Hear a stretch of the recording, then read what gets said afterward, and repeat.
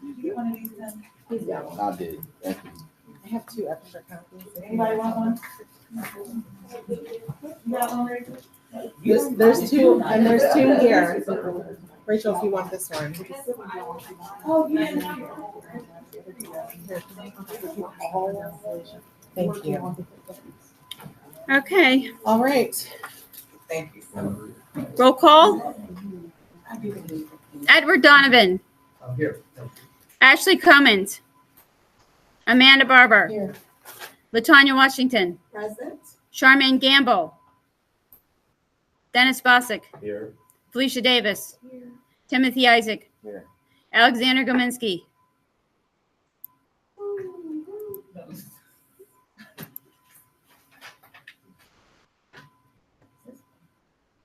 Yes, this is a public. Yeah, there you go.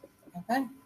All right. Well, good evening, everyone. Thanks for being here for our fall data presentation. I just want to start by kind of like grounding us or anchoring us in a little bit of purpose. Excellent. Thank you. And really, you know, I talked a lot to Amanda and Ashley about like what is the purpose of this meeting and really like what the board was hoping to get from it. And so I really thought a lot about that and kind of came up with these big ideas. So obviously transparency and accountability, really to help with informed decision making. We're thinking about our finances, how we are best allocating those resources, monitoring student achievement, looking at our goals and goal setting, and then monitoring that for continuous improvement, and then communication with the community. So this is just a reminder of our school year goals. So they are all listed here. For the most part, we'll touch on goals 2, 3, 5, and 6. So really looking at teaching and learning, culture and climate, attendance, and then that academic proficiency. We'll take a look at attendance data, behavior data, social and emotional data, and academic data as well. So we'll get started with attendance. This should look pretty familiar because it's in my board update every week. Overall, we have about 91% attendance rate, which is excellent. We've done a lot of work this year with attendance, and so I'm really proud of the work that our team has done. The enrollment numbers, you know, they've fluctuated. So total enrollment so far this year was 509. We've had kids coming in and out. So right now we're sitting at around, I think it was 486. But that is from the beginning of the year, that total. Sorry, you said 486? Yes. Okay. Yeah. But when I pulled the percentages for attendance from the entire school year, it comes up with that. In terms of chronically absent students, we currently have 11 students across the district who are chronically absent, so who already have 18 absences in the school year. Of those 11 students, 5 were experiencing homelessness and had some transportation issues, and 2 of the students had court-involved issues that justified their absences. We do have 16 students on pace to become chronically absent. So looking at the next slide and thinking about what are we doing to support those students and their families is a little bit about the truancy contact that Mr. Cole and the school teams have done. So these are the number of letters that have been mailed out for 5-day absences, 10-day absences. And then the SAIPs are the student attendance improvement plan meetings. So those are the number of meetings that have been held in each grade level and plans that have been created. In first grade and in 6th grade, we've had 2 students sent to the magistrate and then 1 in 6th grade. So that's what that MAG stands for. And then although Mr. Cole and Ms. Stratman have done more home visits than this, these are the home visits that are truancy related. So in terms of some of the strategies that we have in place this year to improve attendance, we have increased communication with families, with the letters going home, the home visits. We started the year with parent conferences, which have been really beneficial. We're getting those and sending the twice daily text reminders out when students are absent. So I get those emails. I think it's like 9 o'clock and 6:30 of them going out when a child is absent, just reminding them, the importance of coming to school, but also like if they're sick, sending in an excuse, things like that. We eliminated those half days that are not contractually required, and so looking forward to an increase in attendance because those days the attendance had always dipped down. And then we have like monthly school-wide and class incentives, and then referring to the magistrate and common pleas court when a referral is necessary. And a lot of times we wait to do that if a family is not working with us. It's a last resort. Any questions about attendance? Yeah. I was wondering, you know how many parents are registered for the app on your phone, the parent portal? Do you know how many are registered, how many are using it? Like, is there any way to like collect that To get data? usage data? Because if there's even if there's not a good bit of parents, I know like even while you were talking, I said, let me check and make sure that she took my note and put it in on the app because I had turned in my note and I had to turn my note in a couple times before she put it through. But if you're using the app to know that when you look at your child's attendance, if it's red, that means there's no note and it says unexcused absence and turn it green. Then maybe if because people are always on our phones, right? Yeah. So do those apps send notifications? Because if I get a notification on my phone from Starbucks whenever I pull up and I'm not even going there because they just know I'm there, then to get that text message along with that phone call and maybe even putting in a blurb in a newsletter that's like, hey, did you turn in your note? Has your child in school? Did you turn in your excuse? Check your app and then make sure people are using the app. And then because the newsletter is so popular, because it's so amazing, I just have to tell you guys. Bringing that as a resource to families, and maybe it also will reach those families who aren't using the parent portal app, because I use it at least once a week to check and seeing Bella's grades and things of that nature when those things and alerts pop up. I really like that.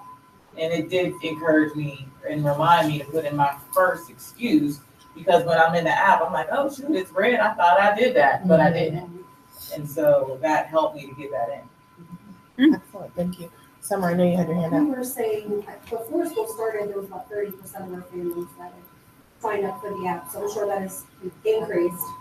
And then we did send out more flyers to sign up if you haven't done so.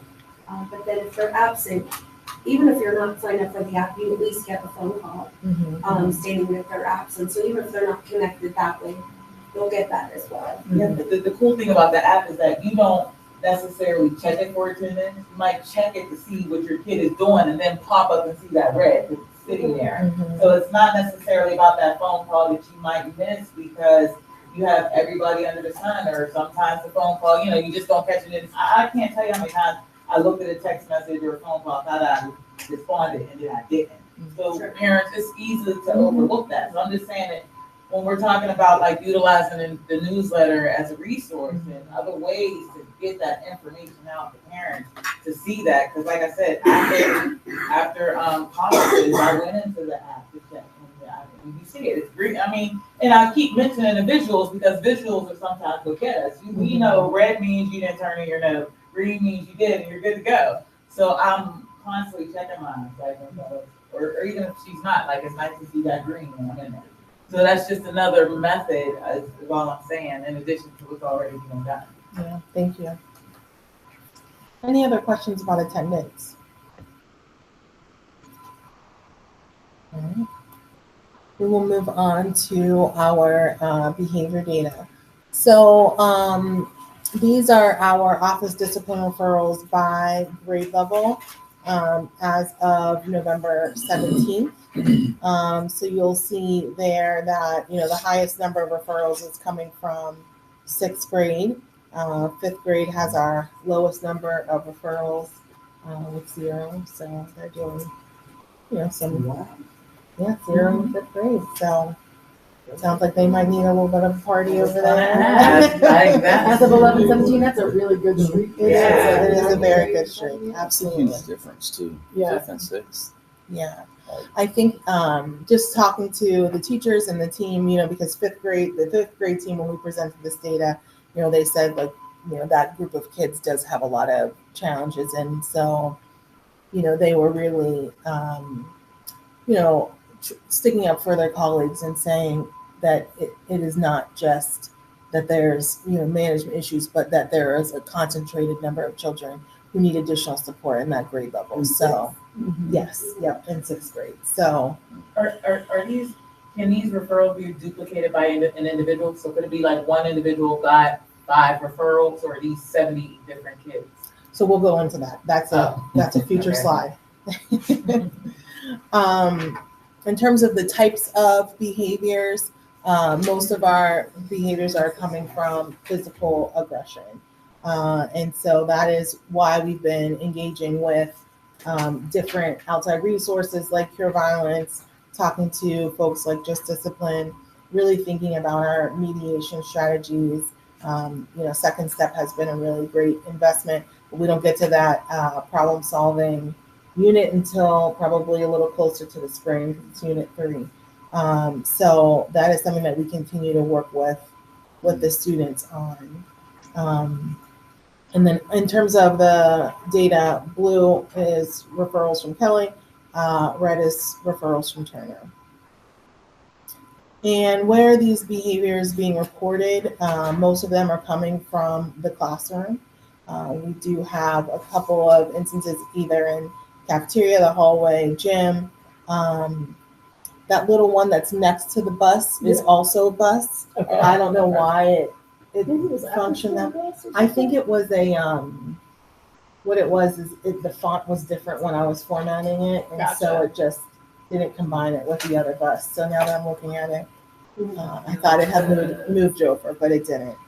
So again, a lot of them are happening in classroom. And then as we looked at times, this is not on here, but a lot of the transitions, they're happening as kids are transitioning from recess, from encores into the classroom. So there's, sometimes there's conflicts that maybe need to be mediated, but in that transition, we're losing it.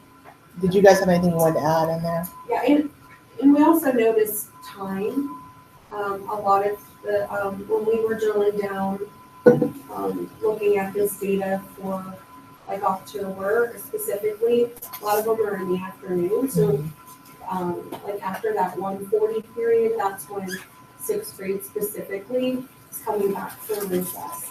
And then, they're coming back from recess. Then they're gonna get their things and go back, they're departmentalized. So then, I think 2 of the classes needs to switch. So when we worked together as a team, one of the things we're going to implement is some, kind of just to get them to depress and some mindful music, things like that to help leave whatever happened outside, because you're not seeing that outside where it's unstructured. It's getting them back on the leash for the rest of the day. Yeah. Hmm. Thank you. And we'll talk a little bit more about strategies later on. So this is to answer your question, Felicia. So when we look at each individual school, a majority of the students have 0 to 1 office discipline referrals. So at Kelly, 96% of students either have 0 or only 1 office referral. And at Turner, it's 87% of the students. So when you get up into that tier 2, the number of students who have 2 to 5 office referrals, there are 5 at Kelly, 17 at Turner. And then the number of students who have 6 or more are 5 at Kelly and 12 at Turner. So it's not all the same students, but there is a concentration of children in each building. So how are we responding to these incidents? When you look at suspensions by grade level, you'll see it's a significant number of suspensions in 6th grade. most of those are, again, in response to the physical aggression. So if students are fighting, then they're being removed from school. We've had 15 MTSS referrals at Kelly and 10 at Turner, which really means then the teachers are coming to the table with the support team and saying like, hey, this child needs more support. What can we do? Here's what I've already done. And then the team is problem solving to increase supports for those students. And from those MTSS referrals at Kelly, we've had one student referred so far for a multidisciplinary evaluation for special education. And then 100% of the office discipline referrals have been completed with action. So the principals, the assistant principal, they are checking them, responding to them to make sure that there is support and a response from the administrative team. And so what I just kind of ran through was, a highlight or an overview of the Big Five. And this is really what our data PBIS teams are doing every month. And so they are at each building with, under the lead of Ms. Barb Peavy, our behavior specialist, going through and looking at all of these different data points. And then they also look at the time frames.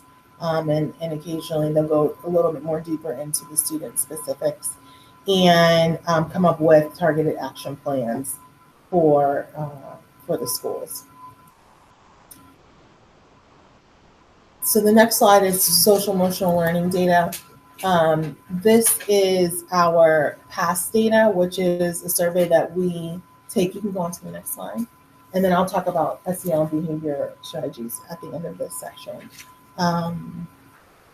Past data is an assessment that the students take, and it really gives us an idea about how they're feeling about their experience in schools. So we take it once at the beginning of the year and then again at the end of the year.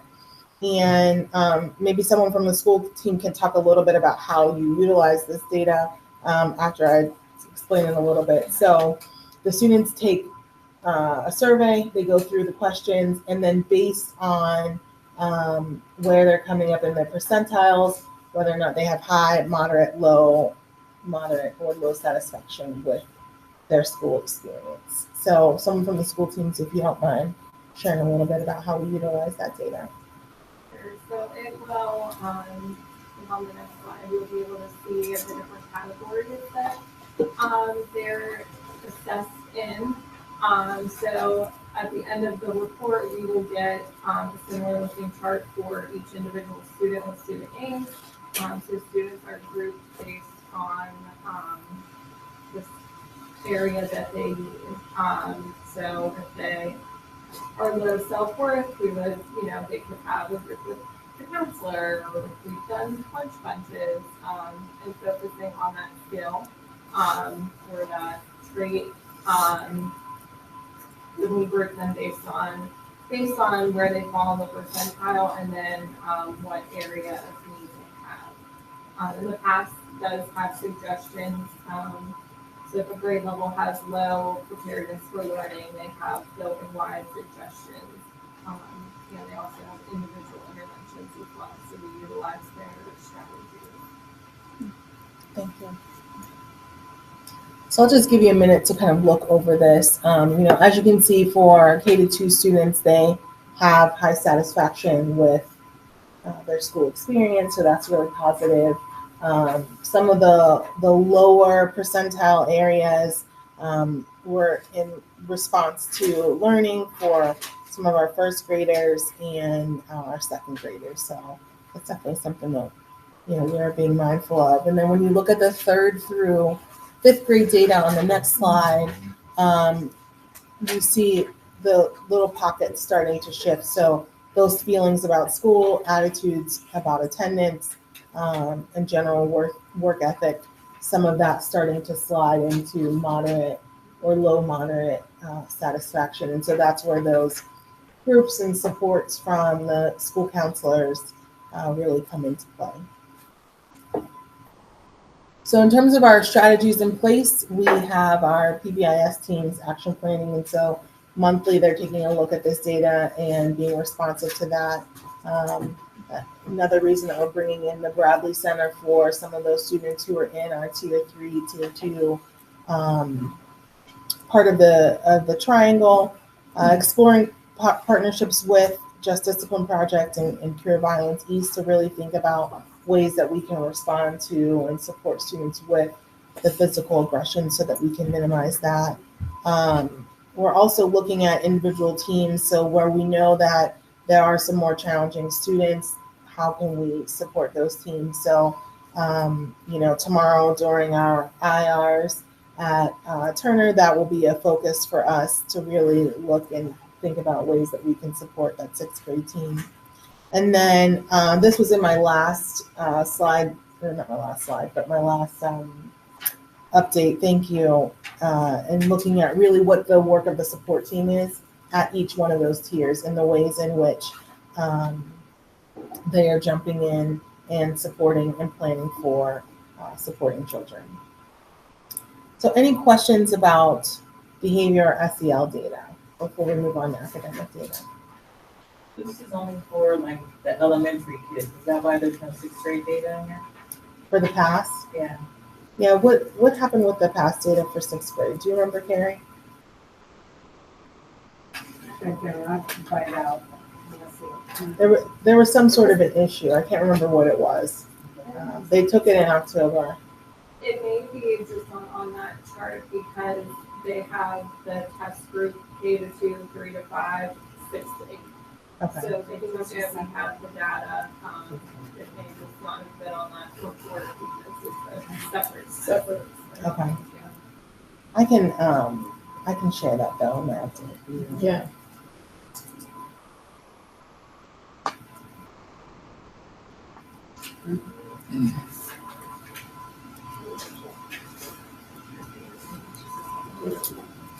Okay. So academic data. I put this little graphic on here because some of what we're going to be talking about is summative data, which really is looking at the end of the year annual state assessments. And then other parts of it are benchmark data, which are assessments that we take, or we don't take them, but we give them to the students 3 times a year to really get an indication of how they are doing and then to adjust our instruction. And so I really appreciated this graphic from the National Assessment Institute, and they have, this graphic of all of the classroom assessments are informing our instruction. And then we start taking these benchmark assessments, and that informs our instruction. We get more classroom assessments, more benchmark, classroom, benchmark, and ultimately all of those different assessment results need to inform our instruction, so we're constantly being responsive to what kids need. And then at the end, we get this large annual assessment that really shows us how our students compare to, those state standards and the state learning outcomes, and compared to, the state averages, but also our comparative districts. So I felt like that was a really good way, this image was a really good way to demonstrate how all of these different assessment pieces work together and get us towards this larger PSSA assessment at the end. So looking at PSSA data, you can see, okay. This slide demonstrates first where we've gone since 2019. And so the top line, the dotted line there, is the statewide average. And then you can kind of see the 3 lines that overlap, which is all of our student groups, our Black students, economically disadvantaged, and combined ethnicity. And then the line below it are our students with disabilities. And so when you're looking at overall performance at the end of last year for ELA, we ended up with about 19.3% of students scoring as proficient or advanced in ELA. We have 48% of students in basic and 33% in below basic. And when you really think about what it takes to move students from that basic level to the proficient level, that is what's on the next slide. It really is about consistency in application of skills and students' ability to refer to text explicitly, to do all of these comprehension skills and strategies to demonstrate that they have a significant understanding of text and how to understand text, how to explain it, how to manipulate it. And so that to me really speaks to the work that they're doing every day in class, because to be able to build that muscle, it's kind of like working out. You have to do it all of the time. You can't just do it coming up on a test, because if you don't have that practice, you don't have that experience, you're not getting the feedback, then it makes it all the more difficult to be able to do that on a high stakes assessment. So that's our ELA PSSAs. Moving on to the math PSSA scores. It's a similar type of thing. We do see here, though, that the special education students had a dip, it looks like in 22-23, and then they kind of closed the gap there. So I think that is around the time that that next school year was when the intervention was introduced. Is that right? I can't remember what the name of that intervention is offhand. Spring math, thank you. Yes, spring math. That is a whole group intervention. So I'm curious if that might be one of the reasons why that gap has closed there for our students with disabilities. It is also really interesting. This is one of the few districts across the state where students are outperforming in math over ELA. It's normally reversed. And I do think that really speaks to our students needing that new ELA resource. And, here when we're looking at this number here, we have 21.5% of our students scored proficient and advanced. And then the basic and below basic are a little bit flip-flopped here compared to the ELA. So 51% of our students are in below basic and 28% are in basic. I will say when I looked at some of those below basic numbers, they were right on the cusp, maybe one or two questions from being basic. And so when we look at those performance level descriptors and what the difference is between the two, it really is the depth of their ability to problem solve and again to apply the skills that they've learned. And the thing about math is that it really does build on the previous year's skills in a way that reading doesn't necessarily do. You can catch up in reading sometimes a lot faster. And so when we're thinking about accelerating learning here, using things like the learning continuum, like there's a Common Core website that I shared during our October in-service where you can back map. If you're looking at one particular standard, you can back map to lower grade level standards to see what skills need to be pre-taught in order for children to be able to access that grade level content. And so utilizing those is going to be so important because we've got to figure out how to close the gap. And we've been talking a lot about accelerating learning and not just remediating learning, and that is going to be one of the key levers for us to be able to do that. And so really quickly, with some more of our academic data in terms of the end of the year summative data, this is our PVOS data here. And as you can see, we have some really good highlights and some where we're having some difficulties. Fifth grade is definitely a high point where we are well above where we should be for growth. And for fifth grade math, fifth grade ELA, we are on the meets, meeting the standard there. Same with fourth grade math and fourth grade ELA. And we're below the standard for sixth grade math and sixth grade ELA. So the interesting shift that happened this year with PVOS, they moved to calling it predictive because what they do at the state level now is they're comparing our school district, our growth compared to other school districts with similar demographics and their growth. So what they're really trying to do is compare the growth of apples to apples instead of like this large apples to oranges model where every school district in the Commonwealth is being compared. Now they're just zoning in on who has similar populations of students and can we compare their growth. So before we move to our fall benchmark data, any questions about PSSA or PBOS data? Yeah, but I'll send it to you later, but I just haven't seen the comparison to you, but I'll send it to you.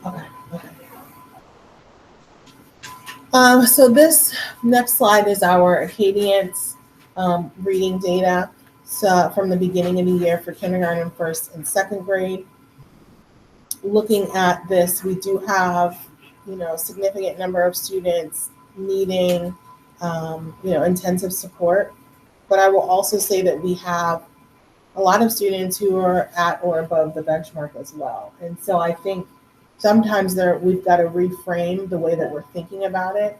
Instead of looking at that 52% or that 38%, we need to look at the other 50% as well and start there. So we really have been having conversations and trying to shift on what is our focus on tier 1 and really looking at those standards, looking at our learning targets for students, making sure that that is at the level it's supposed to be, and then differentiating down instead of starting down and then trying to differentiate up. So if we keep that standard here and then move it down and scaffold down for children who need that, then we're keeping the standard high and moving more and more students towards that standard.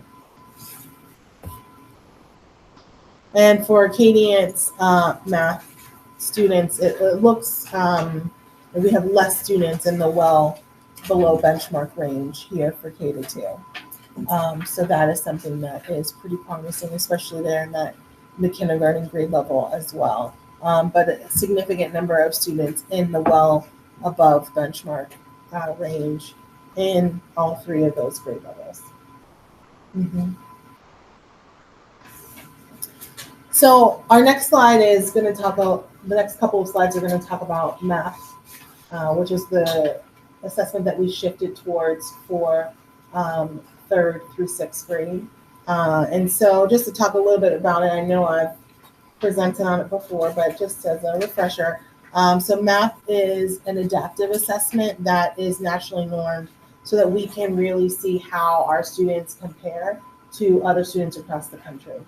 And it measures achievement in a couple of different content areas, but we really focus on reading and math for our students, and it's really used to inform instruction. And so we're going to look at the school profile report today, and overall it shows how our students performed, what their percentiles are nationally, and then it does highlight how our school compares to other schools and how our students are faring.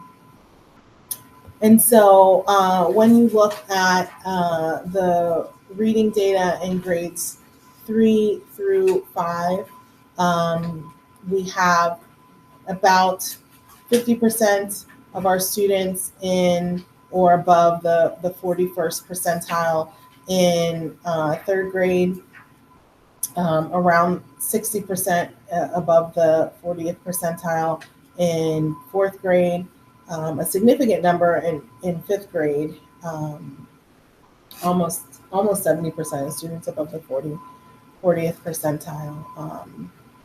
And then not as many students in 6th grade. So that again is a point where we really need to look at and work on. When you're looking at PSSA predictions, the students in the blue and the green range are typically scoring around proficient or advanced.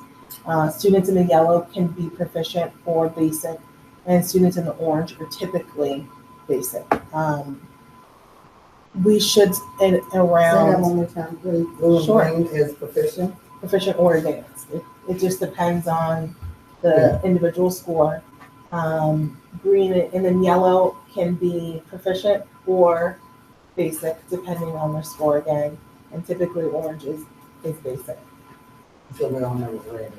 Yeah, red is, would be around below basic, yeah.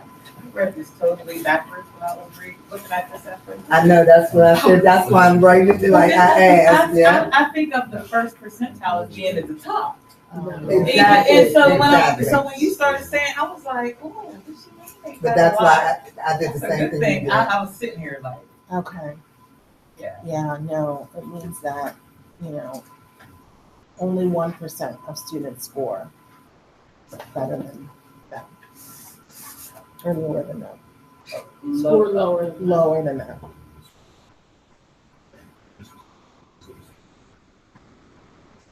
So, looking at the math scores, we have more students again in that basic range.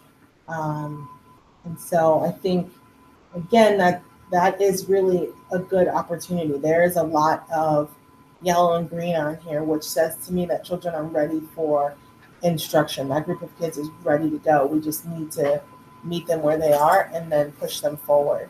And we do have still a group of students who does need some interventions, and that's really where those academic interventionists in that win time. And in sixth grade, we have double win time. So they have win time and then they have a twin time later on in the day where the teachers are being responsive to what happened in the classroom that day and then giving kids support with that as well. So I really monitor that throughout, because with the biggest percentage for sixth grade, looking like that, knowing that we're moving them on somewhere yonder, yeah, absolutely. I know we can't be perfect in everything, but how do we push them to at least be able to try to stay on course when they go beyond yonder? You know what I mean? Does that make sense? Like when they leave us. Yeah, when they leave us, like, it's, because that's a lot. It's a lot of kids. And when you think about their behavior. And we're halfway through the year, so to speak. You know what I mean? That's a lot. Yeah, that's a lot, yeah. So I think that part of our focus is going to be that tomorrow, developing a plan for that sixth grade group of students. They do have, like I said, that extra twin time to try to help accelerate learning there. We have our academic interventionists. So like, there's a lot happening, but I do think that we need a more concrete plan for them. And then in terms of monitoring this, we'll give this assessment again in January. So we'll be able to see With the progress on Yes. that. Now, another question, with numbers like this, do we offer, because you can't make everybody take it, some sort of summer crap to make sure that they're ready to hit seventh grade? Yeah, I don't think that we offer that right now, but You know what I mean? We could There's talk a about, gap there, absolutely. Yeah, we could talk about what that looks like. because as we all know, once they start falling behind, now they become problem kids. Absolutely. If they attend some. Well, I said, at least if we offer it, Yeah. if they don't, and little Willie get down the street and start acting a fool, like, I mean, ain't too much we can do, but I have a question. Do we know if these kids scored in this level last year when they were fifth graders? That's what So I would like to know, like, is this something that is this a trend that's moving with them through the system, or is this trend more by grade where they're in the fifth grade and they do well, then they get to the sixth grade and then they don't? crazy, yeah. So is this trend specific to grade level, or is it this particular group of kids? This is the first year we've done the map test. But I mean, but Right, so what you're asking for is historical data for PSSAs then, Yeah, that's what I just was saying. Right, yeah. and for Acadians data. Yeah. Yeah, and so I think that was the earlier question that Dr. Aringer will work on some of that historical data for us. But we've had these presentations over the past year. This is the second year we've done them, I think. As a formal data presentation, but there's been other data presentations throughout the years that we could go back through and pull that out of those presentations too. If you want to see the comparison, and all the programs that we offer, are they help? If little Willie was at 2 in fifth grade, and we offered him a ton of programs, and he's still at 2 or even at 1, Yeah. what, And what are we doing? there's a good bit of that data in the last presentation from the spring presentation, I think, about that historical stuff. Mhm. But this map data, you're not gonna get historical map data. Yeah, because yeah, because it starts, no, because I'm just curious as to if the behavior is, sometimes kids act up because of where they are. But also the PFAS data is growth, right? So growth is a measure of like, yeah, not the actual like achievement. So the achievement is the PSSA data and the growth is the PFAS data. I hear what you're saying. But that's not even my thing. I'm actually just curious if it happens once they get to sixth grade. If they get to sixth grade and fall off the map, is it really that they're falling off the map? Or is it more so with that break in going from this facility to the next facility? Because you're in this building, you've been with these teachers, you're in the sixth grade, now you're going to this new building, seventh grade, and sometimes you act up because you don't want to be forgotten as you're moving on. So I'm like, if this behavior moves from fifth grade to sixth grade, that's one thing. But if the kids are doing well in fifth grade and then every sixth grader's falling off the map, then it might not necessarily, it might be beyond something that's beyond academic that could be considered as a possibility when you're looking at why this is happening as well. Yeah, if I'm remembering the presentation from the spring, and you guys jump in, I do believe that this fifth grade group had similar data, at least behavior-wise, in fifth grade. Okay. Academically, I could parse out, what did fifth grade do on PSSAs last year, and then we can compare it to the sixth grade data for sure. I mean, I can do that.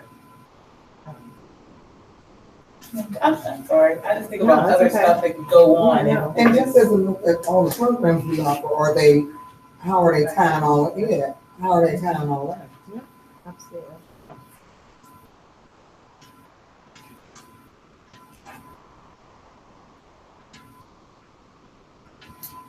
Okay. Did I do that? No.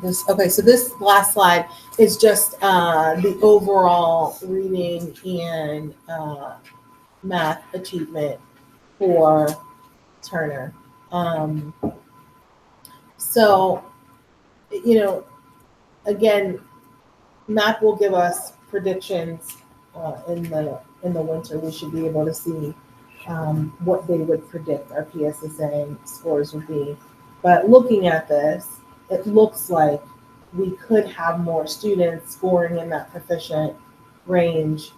We just have to keep ensuring that our instruction is pushing them towards that. So tomorrow, for Turner specifically, we will have a teacher leader actually coming over from the environmental charter school. She's a colleague that I have worked with, and she is leading and facilitating a training on how to take this NWA math data in that learning continuum and use that to shift instruction. So that is going to be a whole focus of professional development tomorrow. And then some other strategies that we have coming up. Obviously we've got that ELA pilot for our upcoming adoption. We've got tiered interventions for students happening. We're really focusing on lifting the level of instruction that's happening at the tier 1 level. We've got increased supports for the 2 academic interventionists in each building, focusing on professional development to inform, using data to inform instruction specifically during one time, but then also looking at that standards aligned professional development that we've talked about in our strategic plan. So really thinking about making sure the teachers have a depth of knowledge of what the standards require and what that work really means and looks like in the classroom. So thank you for your time. Any questions for the benchmark data or overall questions? Any questions? So the next time we'll see this is end of year. I believe that's our next one. Yeah. Though, in October, I put some of this data in my board report, so I could potentially do that again if you'd like to see the winter benchmark data. Yeah, I think we're gonna move to more of a model where this gets done out throughout the year rather than just one data meeting, right? Like where it makes sense to include it in those superintendent reports monthly. Mm-hmm. Well, and look, some of this data is only going to be, fall, winter, spring because of the benchmark data. Now, I could do the behavior data for sure. Like that could be in there monthly, but Well, I don't mean a monthly report on it. I just mean like you have a superintendent report every month. Like it could be in some of these where it makes sense time wise. I think the improvement in attendance is terrific. Mhm. That's a huge, huge plus. Thank you. And it should help the other parts. Yeah.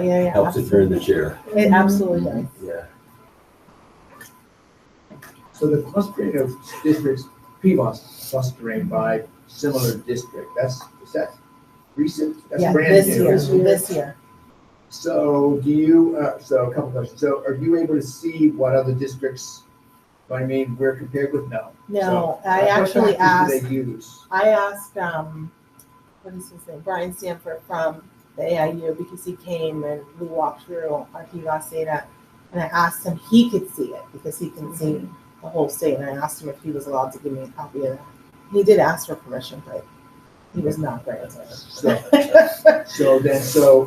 in addition to that, then, will you be able to see PBOS scores the way they used to be presented, comparing Wilkinsburg to other, you know what I mean, without the filters, I guess, applied, apples to apples. Even though that is apples to oranges in some cases, but Yeah. I just The wonder if way there's that it value in looks seeing right now, we can only see our data. Correct me if I'm wrong, if you've heard anything else. Yeah, I mean, that's how they explained it to us, Yeah. that, you know, now it's what, by then comparing us to like districts, what we're seeing is predictive of, like, what they predicted us to do, did we grow? Mm-hmm. Where before it was just Comparing. what they thought everything. was a year's Yeah. worth. Now it's, they predict, did we meet that prediction, green, or did we exceed that? And it's interesting because it says prediction, and that implies that it's done before the test, but it doesn't happen until after the results occur. And then they compare everyone's results and develop a prediction based on how everyone did.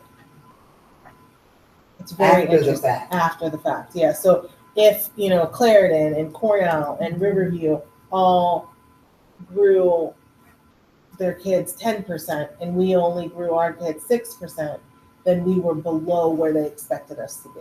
Right. But if we grew our kids 16% and they all grew their kids 10%, then we would be well above where they expected us to be. So then there's actually no baseline to start. It's based off of the whole group as a whole. Yes, Well, that sucks anyway. it's kind of a moving target. Yeah, it is. It's And even when we would always talk about, like, if they were in the green, that didn't show that we moved beyond a year of growth. Mhm. That and when we were talking about that, it was, well, you meant what we predicted you to do.